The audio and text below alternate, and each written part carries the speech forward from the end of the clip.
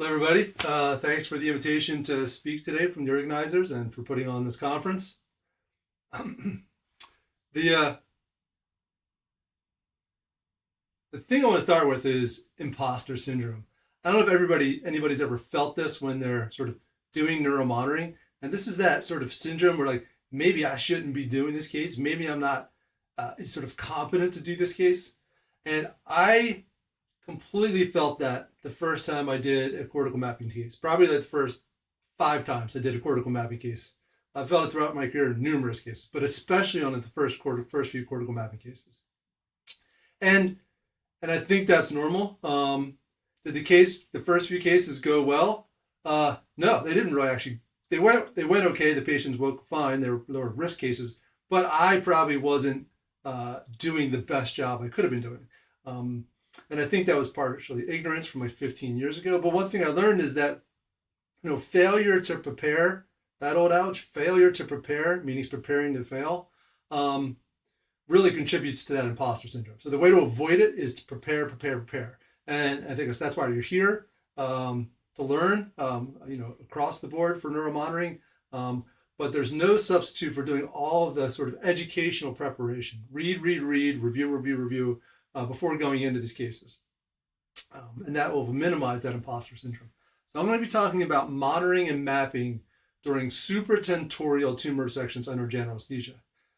So that what that means is I'm not going to be talking about sort of awake mapping, like speech mapping, or I'm not going to talk about brainstem cases, cranial nerve cases, just sort of cerebrum tumors.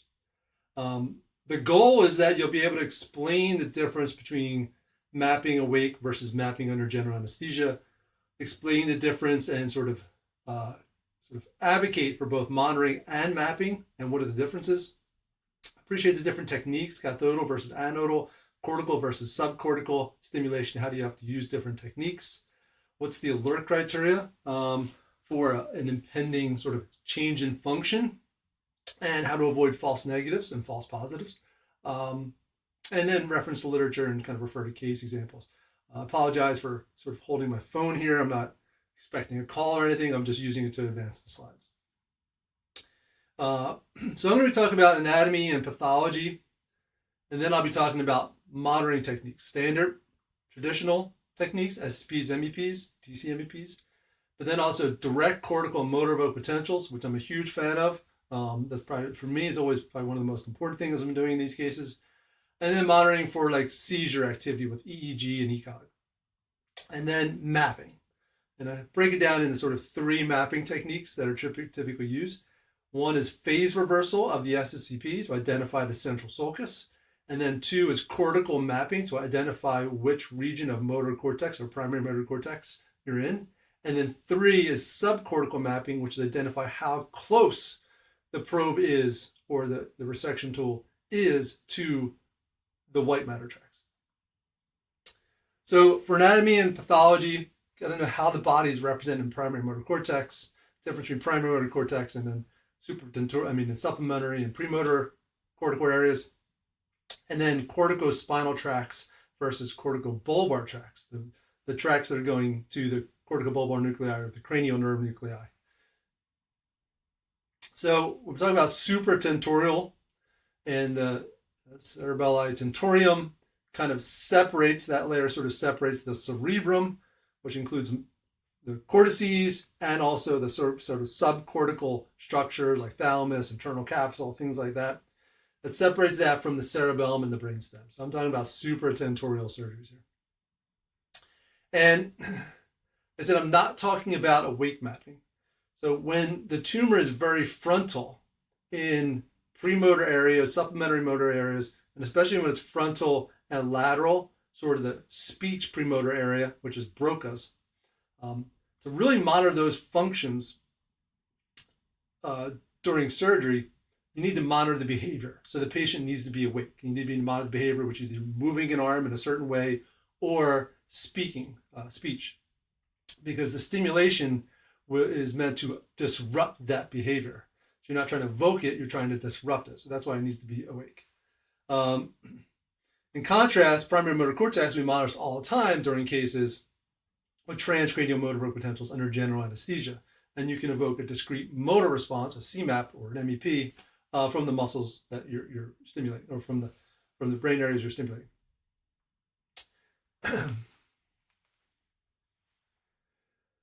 Again, premotor cortex, supplementary cortex. These are sort of those behaviors that are sort of driving the concerted muscle activity that goes with speech, or sort of concerted behaviors like moving your arm in a sort of planned sequence. Again, they need to be awake, and I'm not going to be talking about that. I'm focusing on monitoring the integrity of the primary motor cortex and the descending corticospinal axons and corticobulbar axons. So the first thing is to know where primary motor cortex is. It's located just anterior to the central sulcus. Just posterior to the central sulcus is the primary somatosensory cortex. So really, you're monitoring both. The homunculus of primary motor cortex is very similar to the sensory homunculus, maybe slightly different based on which areas of like the body like are overrepresented, because we use them so much for our muscle activity, like our hands and our face. There's so much sort of fine motor control. They represent a large area of cortex. So that's why when a lateral tumor, you really want to monitor sort of numerous muscles of the face and the hands and the arms. And sort of midline tumors, you're sort of targeting more the legs. The tumors, though, they can sort of be superficial and sort of really just put the cortex at risk, but also they can sort of be deeper. And that's when they're deeper and invasive, they can sort of put the corticospinal and corticobulbar axons at risk into forming the internal capsule. So when the internal capsule is at risk, sort of all bets are off as far as which axons may be damaged. So you want to make sure you're monitoring sort of the whole sort of gamut. You're monitoring from the legs all the way to the face, because you never know if damaging that part of the internal capsule is going to be targeting the legs or really the arms or face. Again, it's not all corticospinal, it's also corticobulbar. And a couple things to remember when you're dealing with monitoring sort of the function of the face and those cranial nerve, those axons that are being like the cranial nerves, is that one, you can get a response to a single pulse with when you're stimulating the transcranially, and that's because when you're doing that, you're not activating the corticobulbar neurons. You're activating the cranial nerves directly as they're exiting the cranial vault.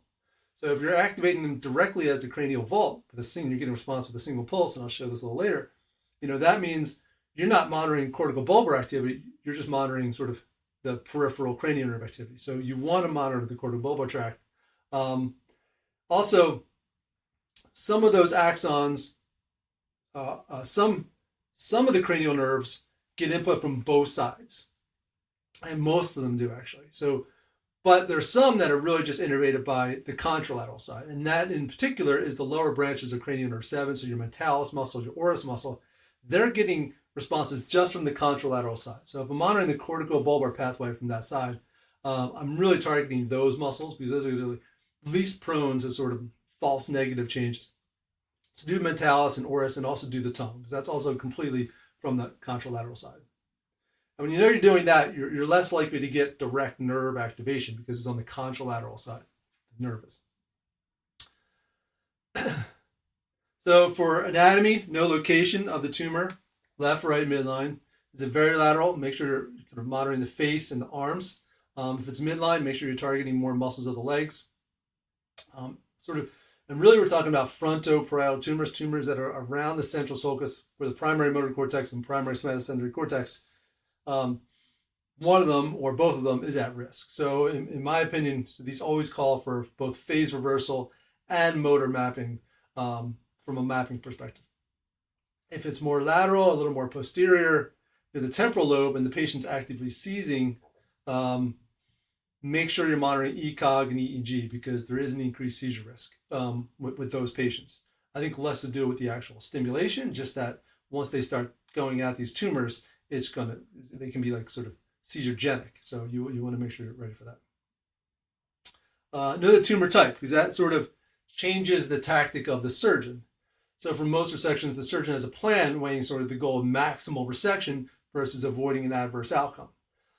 Now, if it's benign, the tumor is benign and they just want to get it out, sort of debulk it. The goal may not warrant a total resection, and really they just want to sort of improve the functional prognosis, sort of, and then they'll lean towards avoiding a bad adverse outcome.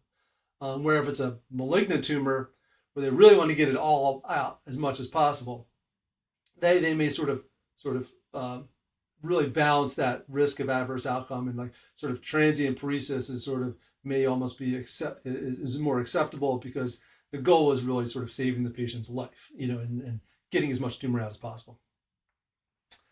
So now we're talking about monitoring. SCCPs, MEPs, DC MEPs, and ECOG. So SCCPs and transcranial MEPs, these are fine. Everybody does them, but both are prone to false positive and false negative changes. That can be minimized, however, if you know the optical techniques to limit those false positive and false negative changes and what can cause them. Don't completely rely on them. Definitely rely on your direct cortical motor evoked potentials, which I'll get into. But these are a great sort of supplementary techniques for monitoring function. For transcranial motor evoked potentials, more and more I've seen people doing linked quadrupolar, and some of the sort of current analyses suggest that when you're doing this linked quadrupolar, where you're having two anodes sort of linked together, you're basically increasing the sort of spread superficially of the current. And this I find is more helpful for these brain-based cases because you can sort of get both arms and legs at relatively lower stimulation intensity and know you're activating more superficially and not getting sort of deeper stimulation into the corticospinal axons. Remember one thing though, like when we do MEPs, cortical MEPs, it's always with anodal stimulation, meaning like your anode, if you want to get left side of muscles, you have the anode over the right cortex. But both poles are active. So if you're stimulating sort of from like C3 to C4, that type of configuration, when you stimulate, you're activating both hemispheres. It's just that the anode will activate responses at a lower sort of threshold than will the contralateral cathode. So in no cases like the cathode, in this case the return, is not inactive. It's just less likely to activate the contralateral cortex.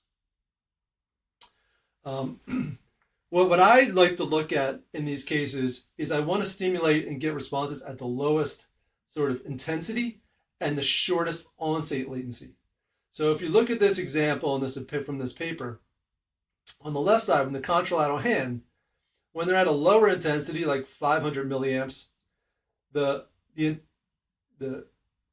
onset is later. It's like 25 milliseconds for the hand response. But as they increase the intensity up to 900 milliamps, that's when the onset latency gets shorter and shorter. And that's because you're stimulating deeper and deeper. The effective stimulation is not on cortex anymore. It's deeper and deeper now. The effective, you're stimulating corticospinal axons as they're descending down. And that also correlates with when you're likely to see this sort of crossover response, where now you see the ipsilateral hand. So you're stimulating this hemisphere, but now you're getting right hand responses as well from stimulating the contralateral hemisphere. Because as you go up in intensity, that other pole, the other side, the cathode starts becoming efficacious in evoking motor evoked responses. So the crossover is sort of a misnomer. It's both poles are active. So you really want to limit it to stimulation intensity, and you start seeing crossover. You start seeing the responses sort of creep down, getting earlier and earlier. Then you're going to be more prone to false negative changes, because if they damage the cortex, you're sort of bypassing the cortex by stimulating deep.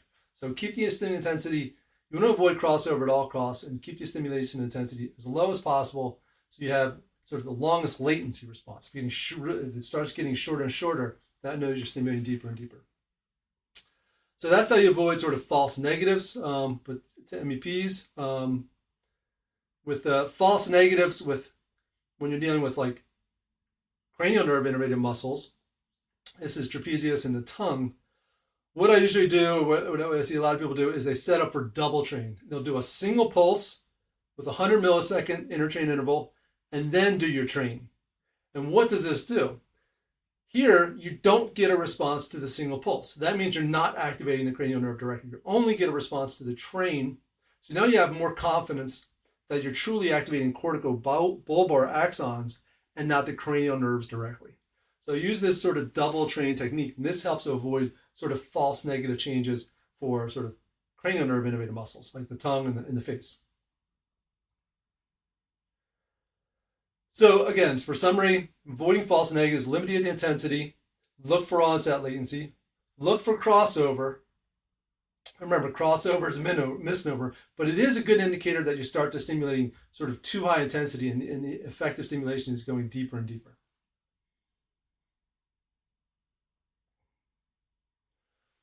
Another thing that can cause false positive, and this paper is coming out with Dr. Linda Bai at Mass General in Boston in operative neurosurgery soon, is a brain sag. When you have like large cortical tumors, when they start resecting, this creates a cavity, an air cavity, and the brain starts to sag a little bit. All of a sudden, there's like an air gap between your electrodes and the cortex. So your responses in B for both SSEPs and even MEPs can start to go down in amplitude. And that's because your cortex is now sort of electrotonically distant from the electrodes, both from a recording perspective and a stimulation perspective. So the technique that like the I&M team there and Dr. Bai developed is to sort of refill the cavity with saline, sort of creating the space back up and sort of reestablishing that sort of distance between the cortex and the electrodes. And once they do this, they start to see these changes, and I think it may be due to brain sag. The responses rebound. And then they know everything's fine. That's just a false positive change due to the brain sag. And we can confirm this by injecting the saline, restoring the sort of cavity, and can continue and not worry about. And this is really good because you don't want the surgeon to unnecessarily abort surgery and limit a maximal resection. This enables the surgeon to continue to resect, even because they now have confidence that sort of the patient's still functionally intact. And here's a couple examples where like maybe hard to see, but they were doing this. So you see a change, injected saline, responses rebounded, resected some more, saline sort of dissipated, responses go down, inject more saline, and the responses sort of bounce back. And this happened in multiple cases, both for SCCPs and MEPs. So watch for brain sag in sort of avoiding sort of false positive changes. Safety. I do EEG in all these cases looking for seizure activity, but it is heavily filtered EEG, and it's not as great as sort of detecting seizure activity as electrocorticography with the strip directly on cortex. So monitor for seizure activity, especially in cases where the patient's actively seizing or temporal lobe tumors. And the other important thing is when there's a threat of a seizure, an increased threat, or at least theoretically, make sure you're communicating with anesthesia that they have the drugs and the ice cold and saline ready to abort the seizure activity should it occur. So you want the whole team to be prepared that if there's a seizure activity, they want to be ready to sort of abort the seizure. But you don't want the patient going into a grand mal seizure on the table, which I've seen multiple times early on in my career when everybody was still doing 40 to 60 hertz stimulation or 50 to 60 hertz stimulation. I've only seen a seizure twice in the cases I reviewed when people are doing sort of fast train MEP style stimulation. That's with 5 pulses at 500 hertz. Both were temporal tumors where the patient was actively seizing. It's a totally different ballgame if people are still using that 50, 60 hertz bipolar Penfield technique where you turn the stimulation on and you keep it on and look for a spontaneous EMG. That causes seizures. You need to do that technique when you're trying to abort activity during awake surgeries. But you don't need that technique, in my opinion, when you're doing procedures under general anesthesia. So in my opinion, don't do 50, 60 hertz bipolar mapping. I mean, it works, but the other fast train works even better, and I'll get into that. And there is no seizure risk. So, but still monitor for ECOG. And here's a couple examples where you start to see a little bit of sort of ictal activity. And that may be hard to sort of discern. That's like the first detectable ictal activity. And, I probably, most people probably don't even call that. But then you start to see this sort of focal seizure activity in the ECOG. And this is where each contact of the strip is referenced to FPZ. And that starts to get sustained. That's seizure activity. And then that can even like sort of pick up and you start seeing sort of on all the channels. And the other good thing about this is when you're doing ECOG, it's not going to be confused for like muscle activity. It's purely on the surface. So unless you're FPZ, but when you see it here, this becomes more apparent. This is sort of focal seizure activity, pronounced spreading of the sharp waves. This is what to look for. And when it starts getting bigger, then you start to see, when you see it more like this, then you'll see like more of the arm and the forearm, you'll start to see the motor effects. But this is where you already want to start to like alert anesthesia and say like, we need to squirt on the ice cold saline and start preparing, and treat the patient sort of pharmacologically for this seizure activity. And then once like propofol or Keppra ice cold saline to come in, this will sort of shut down cortex. Everything kind of shuts down. So be aware when this happens, your responses, your SCPs and MEPs may go down just because you've basically shut off cortex. So that's another thing. Be aware of like, cause and effect. You're trying to shut off cortex to prevent the seizure, but now you're shutting off cortex and you may not have responses for a little bit, or they may be somewhat decreased. Now, monitoring, in my opinion, the best thing to monitor function throughout is to use direct cortical motor evoked potentials, or DCMEPs, by stimulating directly through the cortical strip. And here in this example, like this is assuming phase reversal has already been done. They put a strip on, let's call it a 1x4. Now, it may be directly in the path of where the surgeon is going to go in from a resection standpoint. Now, here, use your direct cortical strip. Ask them to orient it sort of to optimize your monitoring for that, what's at risk. If both legs and uppers are at risk, you may want to sort of have them sort of move the electrode sort of perpendicular and shift it to sort of just like to the primary motor cortex. And you can use the midline contact for leg responses and use a lateral contact for arm responses. So I've done this. I've had like 2 different channels for DCMEPs, my arm DCMEPs and my leg DCMEPs, using sort of the lateral contact as like the anode and using the midline contact as an anode for my legs. If that doesn't work and it's more of a very lateral tumor, just kind of shift it lateral, like sort of away from the tumor, if you're really targeting like the face and the hands. That's another good way to do it. So you often have to reposition that subdural strip after the phase reversal is completed, but have the surgeon sort of shift it optimally for your monitoring, what's most at risk and where it should be. Oh, back one here. So what's a change in DCMEPs? I use a 50% alert criteria for a change. And what has been shown is there's a 50% drop.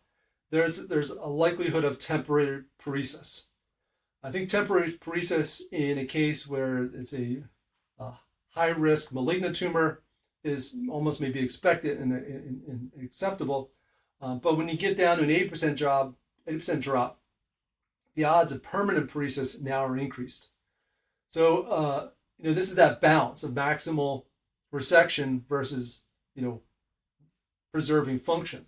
So if it's a 50% drop on a benign tumor, that's maybe where like a surgeon will call it quits because the goal is retaining sort of function. But, if the goal is sort of maximal resection because it's a GBM, then they're going to keep going until 80%. And maybe they sort of say like, okay, I think I've got most of it out. Going to have some deficits, but I'll stop here. Here's a case I did years ago. It was really the hand region. So I got DCMEPs really just from the forearm and the hand on this case at a pretty low intensity. So I was activating just sort of that sort of superficial part of cortex. My baseline's in blue. Hand decreased to about greater than 50%. I informed the surgeon. It got to right around 80%. I informed them again, and that's when the decision was made to stop resection. And here the patient had significant sort of weakness in that arm postoperatively, but it improved, and by the time they were discharged, they were back to near full strength. So that's sort of the ideal scenario, is that you're going to have some weakness, but the patient's not going to wake up with a permanent deficit, and you sort of can sort of also help them sort of do that maximal resection as possible while making that, dancing that line of balancing, restoring function, or maintaining function while maximal resection. Now let's get into mapping. So for DCMEPs, you need the strip in place. So I always do phase reversal because it's fun, and because then I know exactly where the central sulcus is, and the surgeon knows exactly where the central sulcus is, and that makes motor mapping a lot easier. That makes DCMEPs a lot easier, and the strips are going to be on there anyway for DCMEPs. So I say always do phase reversal. Phase reversal is of the somatosensory evoked potential, with using the cortical strip as contacts.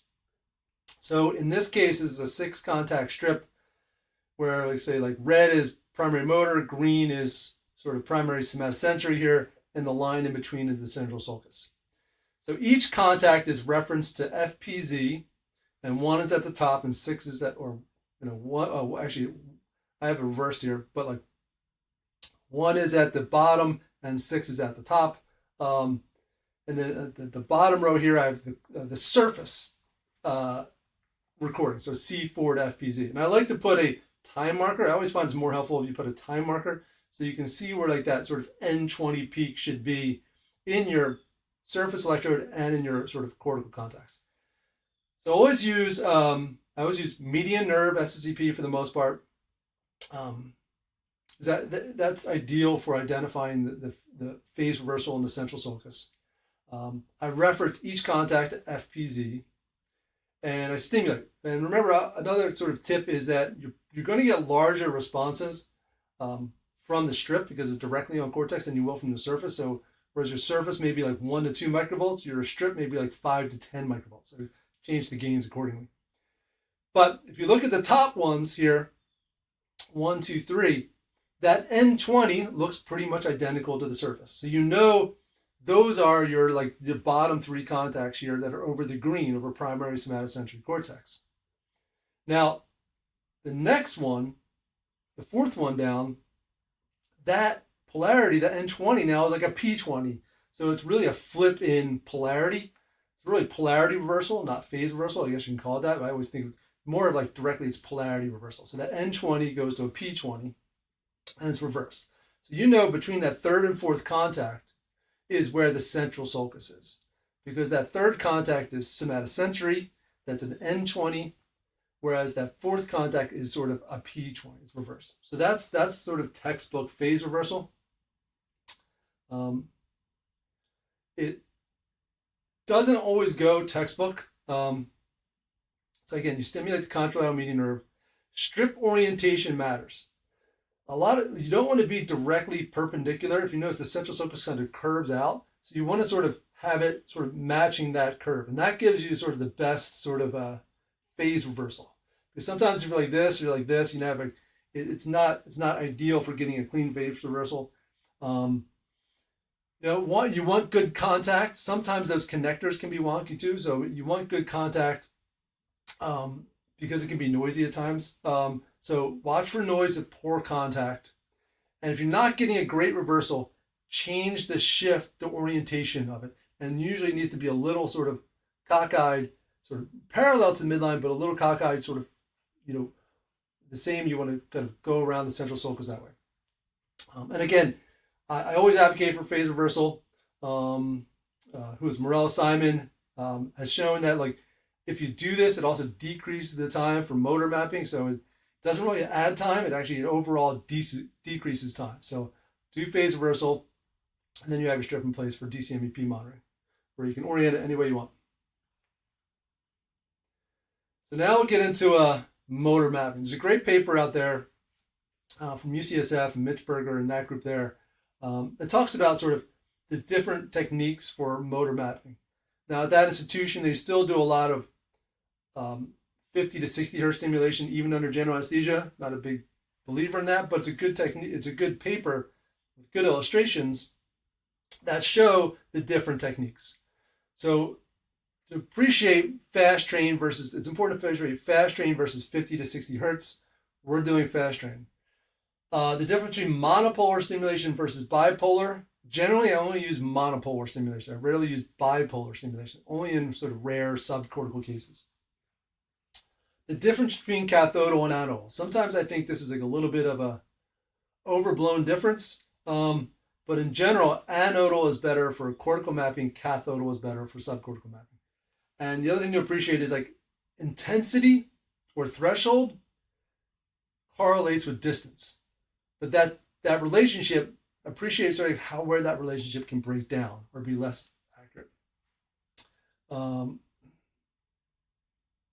So bipolar, that's with two electrodes, you're stimulating between the two.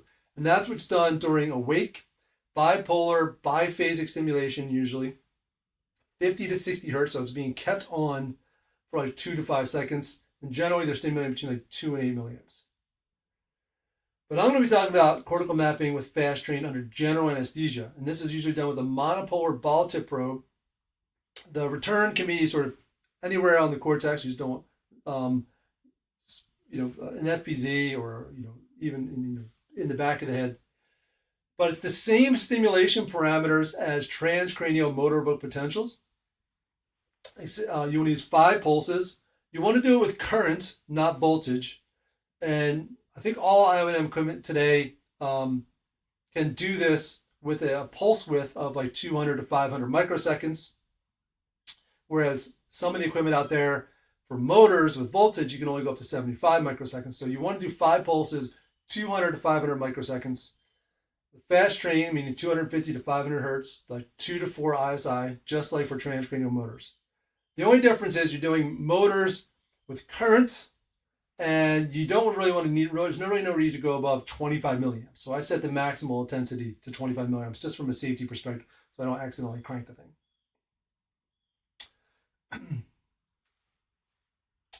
So when cortical mapping, threshold matters. Like if you want to get responses at relatively low intensities.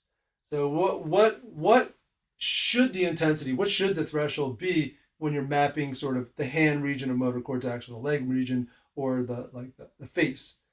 Now, in general, it's going to take a little bit of less intensity to get sort of face responses and hand responses than it will to get foot responses, because the foot sort of, that area of cortex sort of goes down the midline and sort of deeper. So your sort of probe is just sort of further away from that cortical area.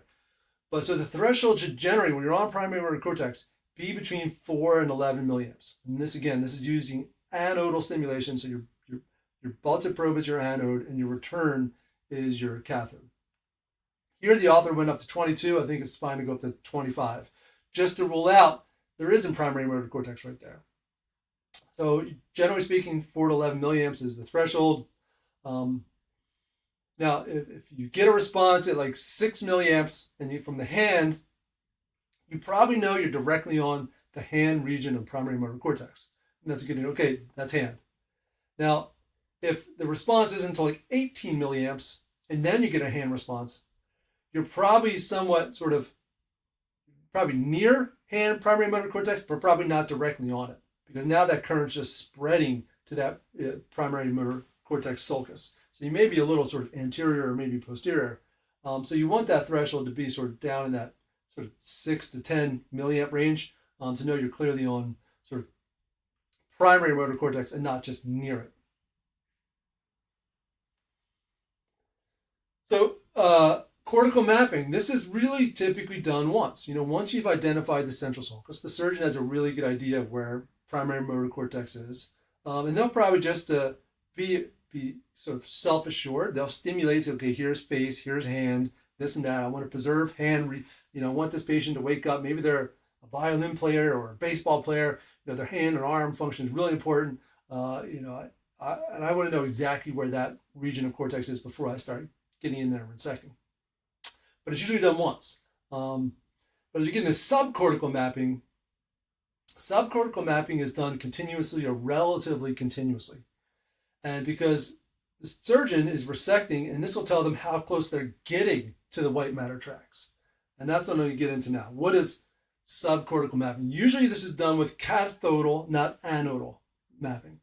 So the reason why we do anodal stimulation for TCMEPs or cortical mapping is that because when the current is going sort of perpendicular to the axons, it sort of more, it tends to sort of depolarize the cell body and activate the axons more effectively. But whenever you're stimulating sort of pedicle screw testing or stimulating a cranial nerve, the probe is always the cathode, right? That's because when the cathode's on an axon and the stimulation is running perpendicular, then it's more efficacious in getting a response than it would be if the probe was an anode. So generally you want anode stimulation for cortical mapping, cathodal stimulation for subcortical mapping. And the simplest way, if you have this, you can have it set up in your program for one's, they can be identical setups. One's cortical, one's subcortical, and I usually do it that way, cortical mapping, subcortical mapping.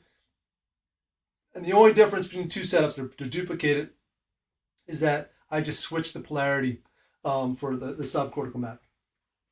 And obviously a different sort of, but it's the same probe usually. So they're using the same bipolar probe. I'm just using a different sort of modality with the polarity reversed. So cathodal mapping, again, it's just that because it takes less current to get a response from cortex when you're using anodal versus cathodal. It takes less current to get a response with cathodal stim when you're stimulating corticospinal tracts than it does with anodal. I'll tell you, in practice, this isn't always the case, and sometimes it's pretty close. So sometimes you can get responses at relatively the same threshold with anodal versus cathodal modal, cathodal versus anodal cortically, and the same subcortically. Both are efficacious stimulating poles. It's just that one is better typically for cortical, and one is better typically for sort of subcortical. So subcortical mapping, this tells the surgeon how close they are to the corticospinal tract. So they're using a monopolar ball tip probe, cathodal stim, 500 microseconds pulse width, fast train stimulation. And what has been established in the literature, that there's a pretty good correlation between the threshold to get a response and how far they are from the corticospinal tract. So if it takes 15, 20 milliamps to get a response, you go up, nothing, all of a sudden you get to 15, 20 milliamps, you get a response, that's the threshold. When they look at the imaging, that probe is about 15 to 20 millimeters from the white matter tracts. So now the surgeon knows I'm still a pretty good ways away, I can continue to resect. So that threshold to evoke the response tells the distance to the white matter. Sort of just like thresholding screws, how close you are to the nerve roots. If a screw tests at 20 milliamps, that screw's fine. If that screw tests like 5 milliamps, that screw is really close. That's 4 milliamps. That screw is pretty close to a nerve root. I better sort of adjust accordingly. So I liken subcortical mapping is very comparable to pedicle screw testing. And here's like an example, like an illustrative example here where they stimulate and they get a response. There's no response at 7 milliamps. They know they're probably still far away. Now they're about 6 millimeters away. They get a response 7 milliamps. So like that correlation sort of is tight. Generally speaking, in my experience, surgeons will keep going down until they get to around 3 milliamps, and that's where like the decision making comes into play. Once you get a response, if you're not getting responses at 5 milliamps, you continue to respect. You get a response at 3, 4 milliamps. Now they're going to be very judicious in how much more they sort of resect in that exact spot and kind of continuously stimulate.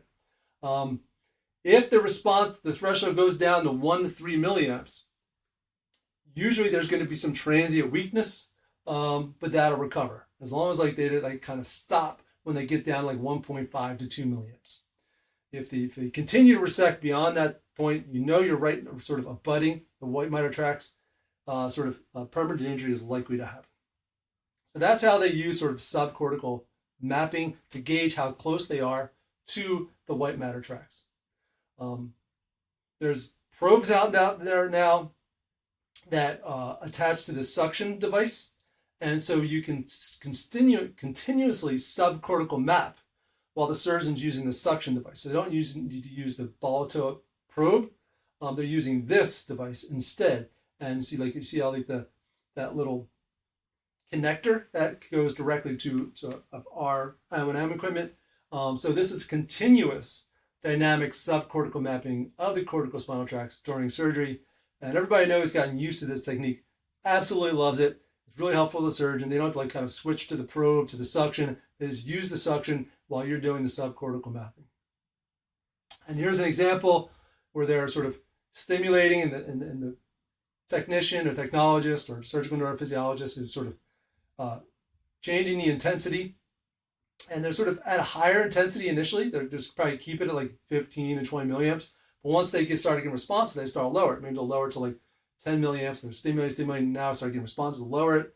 5 milliamps. Start getting responses. Lower it. Stimulate. Resecting.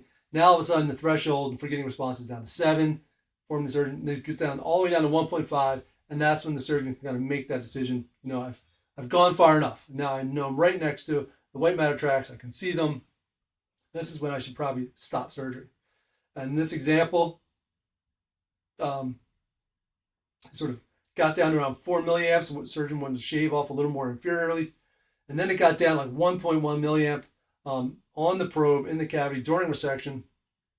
And then you still get responses, but that's when the surgeon sort of was like, okay, I'm still getting responses at 1.6 milliamps, so things are still working.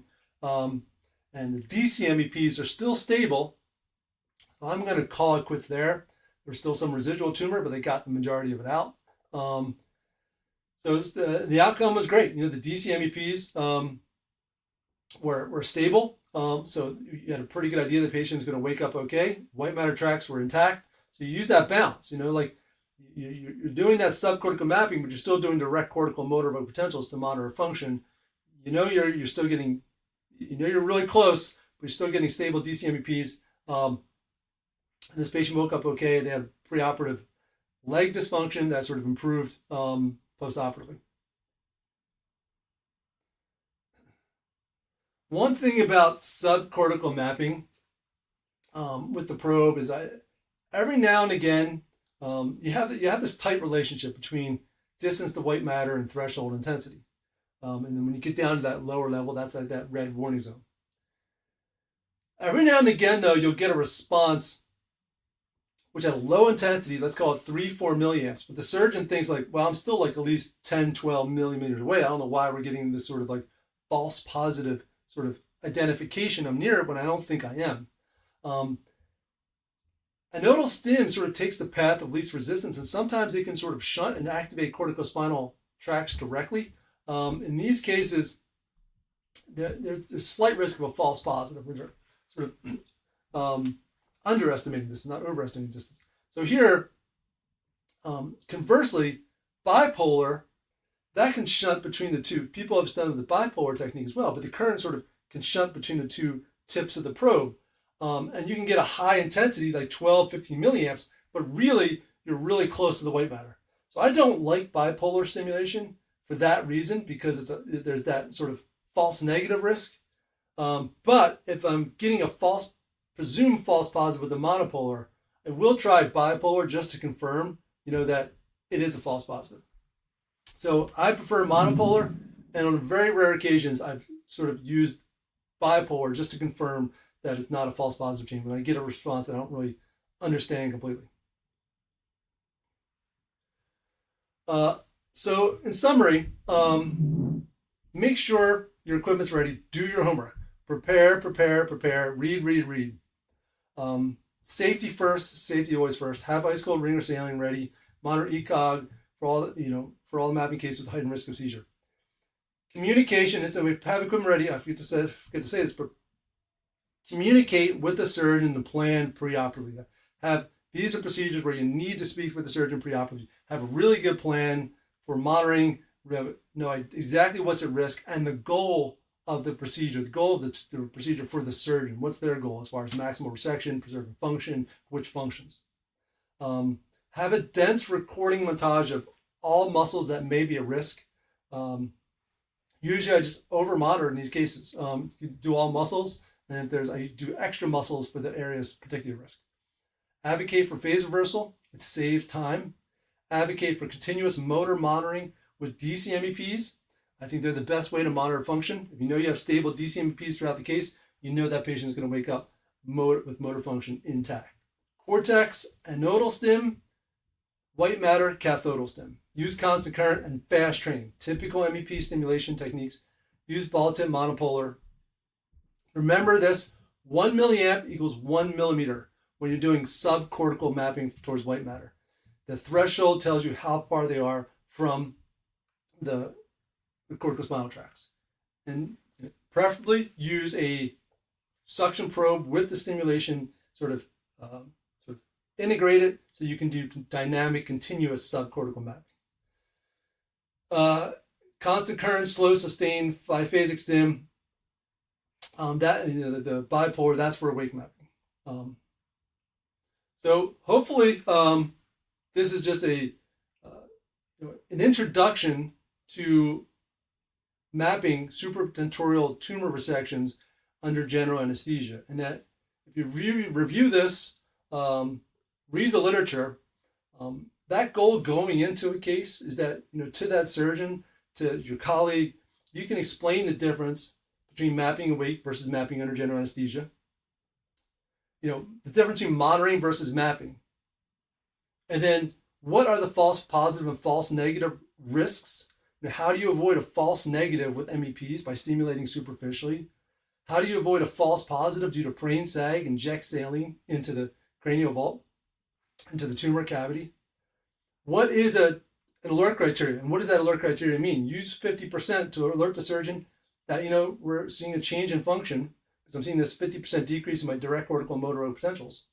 But know that that probably just means temporary paresis, and that the goal is maximal resection. The surgeon's going to want to continue to resect. It's not to get to 80, 90% or like a loss where you're going to have that permanent loss of function. Be ready to adeptly map primary motor cortex. Know the threshold, what threshold means. Again, cathodal and anodal, explain the difference.